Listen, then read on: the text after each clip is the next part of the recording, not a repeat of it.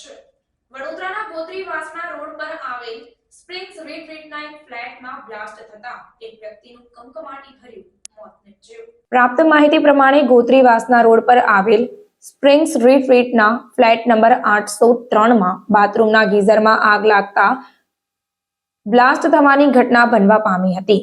C ટાવરમાં 803માં રહેતા અભિષેક ત્રિવેદીનું ઘટનાને પગલે કમકમાટી ભર્યું મોત નીપજ્યું હતું।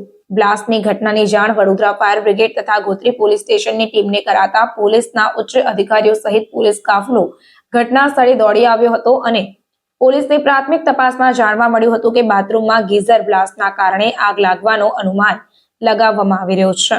ત્યારે હાલ પોલીસે પ્રાથમિક માહિતી આપી અને આ અંગેની તપાસ જારી છે। આગ કયા કારણોસર લાગી તેનું ચોક્કસ કારણ જાણવા માટે એફએસએલ દ્વારા તપાસ કરવામાં આવશે। કંટ્રોલ થી ગોત્રી પોલીસ સ્ટેશનમાં એક વર્દી આવેલ કે સ્પ્રિંગ રિટ્રીટમાં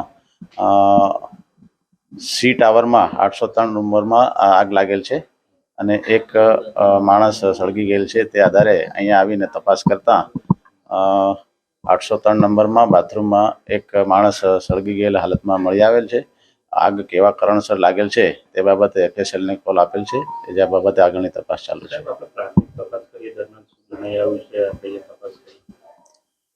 પ્રાથમિક તપાસમાં બાથરૂમમાં સળગેલ હાલતમાં અભિષેક ત્રિવેદી નામના ઈસમ 42 વર્ષના છે અને જે પોતે જીમ ટ્રેનર છે એ પ્રાથમિક તપાસમાં જાણવા મળેલ છે અને આગળની તપાસ હાલમાં ચાલુ છે। ઘરમાં પ્રાથમિક તપાસમાં એવું જાણવા મળેલ છે કે એના ફાધર અને એ બંને અહીંયા સાથે રહેતા હતા અને સામે એ ટાવરમાં 601માં એના મોટા ભાઈ પણ રહેતા હતા। એ રીતની હકીકત જાણવા મળી। આશરે 2:30 વાગે ફાયર ડિપાર્ટમેન્ટને કોલ મળ્યો કે સ્પ્રિંગ્સ રિટ્રીટ 4 વાસણા વિસ્તારમાં એક ફ્લેટમાં ગીઝરમાં ફાયર છે। હાઈરાઇઝ બિલ્ડિંગ છે, તેથી તાત્કાલિક ફાયરની ટીમ ઘટના સ્થળ પર આવી। ત્યારે ઘટના સ્થળ પર આવીને જોયું કે બાથરૂમમાં એક વ્યક્તિ મૃત હાલતમાં પડેલ હતા અને ફ્લેટના રહીશો દ્વારા જેને આગ બુઝાવવાનો પ્રયાસ કરેલો હતો। જી કયા કારણોસર આગ લાગી એની પ્રાથમિક તપાસ એફએસએલ જ કરશે, કારણ કે અત્યારે હાલ એવા કોઈ પણ સોર્સ જાણવા મળેલ નથી કે ફાયર કયા કારણોસર થઈ, કારણ કે ફાયર ખાલી ને ખાલી વ્યક્તિ જ ફાયરમાં બંધ થયા છે, બાકી કોઈ ફાયર બીજે ક્યાંય હતી નહીં।